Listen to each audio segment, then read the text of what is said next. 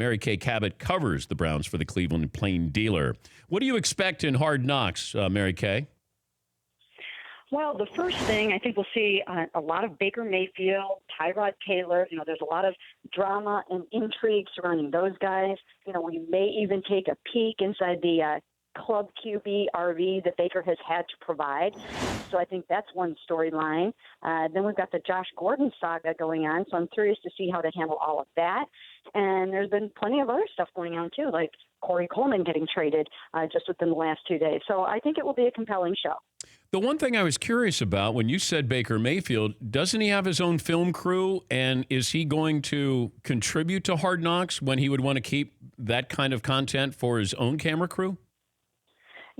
That's a great point. He has already been all over the place on All the Way Up and behind Baker and those sorts of things. So he is not camera shy, that's for sure. But he has participated fully in this, and Hard Knocks is taking advantage of the star power that he has.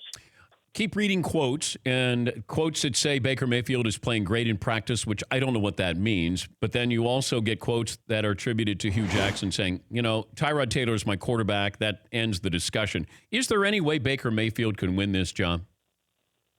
No, because they're setting it up so that he really can't win this job. And they're also setting it up to sort of keep Mayfield mania at bay. And how do you do that? Well, let me just give you a really quick example here. In the scrimmage the other night, they had Tyrod Taylor going with the first-team offense going against the second-team defense. And he looked great, of course, against the second-team defense. He was throwing touchdown passes to Jarvis Landry, and those guys were making it look easy. Then when Baker Mayfield got his chance, he was with the second-team offense against the first-team defense, and he was getting picked off by the likes of Jamie Collins. So in order to make sure that you're keeping this QB situation going the way that you want it to, those are some of the things you can do. What is the reaction to Baker Mayfield in camp? How do teammates get along with him? Teammates get along with him great. He's got a great personality. Guys really like him. There's a dynamic going on with Drew Stanton where he's handling Baker really, really well. He's got a great sense of humor, Drew does, and those guys are kind of meshing. He gives them a little bit of grief here and there. He's the one that ordered Baker to get the RV. So he's keeping Baker in his place and kind of showing him what a rookie needs to do. What is this RV now did he purchase this, that it's the quarterback RV? No, he did not purchase it. It was a company out of Lorain, Ohio, and I'm sure that they have donated the RV because, as you know by now, they're getting plenty of great publicity for this thing, and I'm sure it will be all over Hard Knocks as well. So I'm sure that Baker probably just had to make a couple of phone calls, and the RV showed up magically in Berea. Have you been on the RV, the quarterback RV? No, I haven't been in there yet, but yesterday when we were talking to Rashard Higgins, one of the receivers, he thought that we deserve to actually have an opportunity to go in there. So we'll see if he can follow through on that. You mentioned Josh Gordon. Where are we with Josh Gordon going into, let's say, week one of the regular season? Well, it's tough to say he'll be ready or around for week one of the regular season. And with Josh, it's always difficult to know exactly what is going on.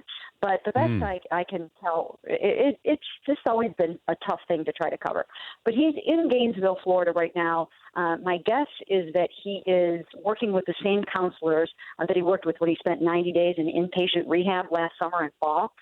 And I believe that he will be back at some point. I think they probably gave him another prescribed time frame of some sort, or at least some parameters to go get yourself together. And when your medical team feels good about where your head is at, we'll bring you back.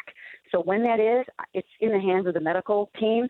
And it could be, I know it won't be this week, but it could be a week or two. I'm guessing that it will probably be at some point before the season starts. Morale, I don't know if morale is high, but it has to be, there has to be excitement there in Cleveland. It just feels a little bit different here. And I've had people say, they could win 6-7 games here. Realistic projection here for Mary Kay Cabot, who joins us on loan from the Cleveland Plain Dealer.